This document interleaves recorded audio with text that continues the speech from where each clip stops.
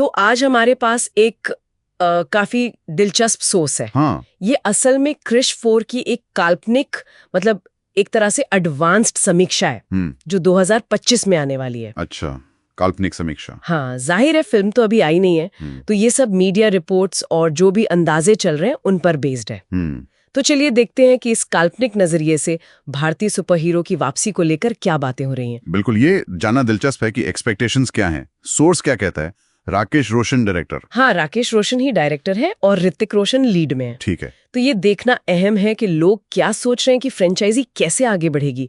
खासकर एक AI villain की बात हो रही है इसमें। एआई विलन, आर्टिफिशियल इंटेलिजेंस, ये इंटरेस्टिंग है। हाँ, सोर्स के मुताबिक कहानी क्रिश 3 के बाद की है। ओके। कृष्णा मेहरा अब एक फैमिली मैन है, लेकिन दुनिया पर एक नया खतरा है। एक एआई सुपर विलन, मतलब कोई आर्टिफिशियल इंटेलिजेंस जो कंट्रोल से बाहर हो गई है शायद, जिसका मकसद मानवता को खत्म करना है। टिपिकल सुपर विलन प्लॉट लगता है। हाँ, कुछ वैसा ही।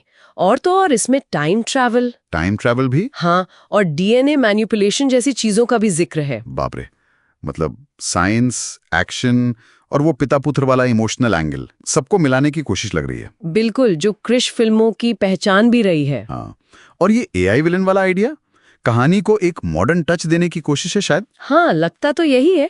शायद ऑडियंस भी आप कुछ नया देखना चाहती है। सही कहा। अच्छा, एक्टिंग के बारे में क्या अंदाजा है? ऋतिक रोशन तो होंगे ही। हाँ, जाहिर है ऋतिक रोशन से तो मतलब जबरदस्त परफॉर्मेंस की ही उम्मीद है, एक्शन भी और इमोशनल सीन्स भी। हाँ, और ये भी कहा गया है कि सपोर्टिंग कास्ट इस बार शायद ज्यादा दमदार हो सकती है। अच्छा, और विलन एआई वाला, उसका कुछ मानवीय पहलू भी होगा? हाँ, सोर्स कहता है कि एआई के साथ साथ उसका एक ह्यूमन फॉर्म भी हो सकता है। ये कहानी को थोड़ा कॉम्प्लेक्स बना सकता है। बिल्कुल, लेकिन यहीं पर एक थोड़ी आलोचना भी है। क्या? राकेश रोशन के डायरेक्शन स्टाइल को थोड़ा पुराने जमाने का बताया गया। Old school. ये एक पॉइंट है।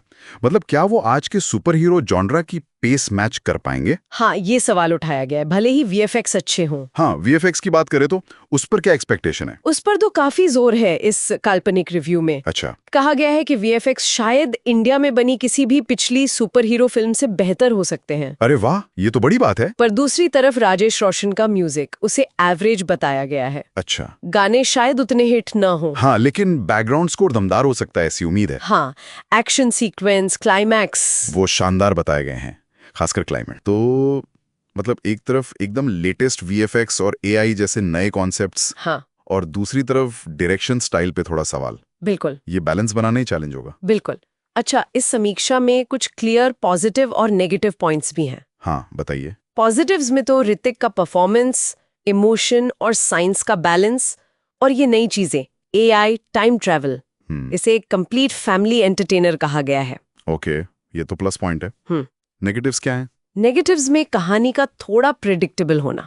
अच्छा, मतलब अंदाजा लगाया जा सकता है कि आगे क्या होगा। हाँ, कुछ वैसा।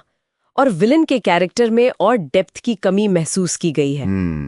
ये तो कॉमन प्रॉब्लम है सुपर हीरो फिल्मों में। और वही, गाने ज्यादा यादगार नहीं होंगे शायद।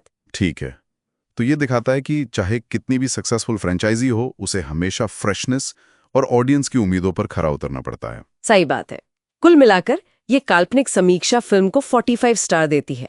4 स्टार, नॉट बैड। हाँ, और मानती है कि ये इंडियन सुपर हीरो यूनिवर्स को एक नई दिशा दे सकती है। पुराने फैंस के लिए ट्रीट और नई पीढ़ी के लिए कुछ गर्व करने लायक, ऐसा। बिल्कुल। तो इस पूरे विश्लेषण से यही लग रहा है कि कैसे एक जानी मानी फ्रेंचाइजी एआई और टाइम ट्रैवल जैसे नए ट्रेंड्स को अपनाकर रेलेवेंट बने रहने की कोशिश कर सकती है। कम से कम उम्मीदें तो यही हैं। हाँ, तो इस काल्पनिक समीक्षा के हिसाब से क्रिश 4, ऋतिक रोशन के फैंस और इंडियन सुपर हीरो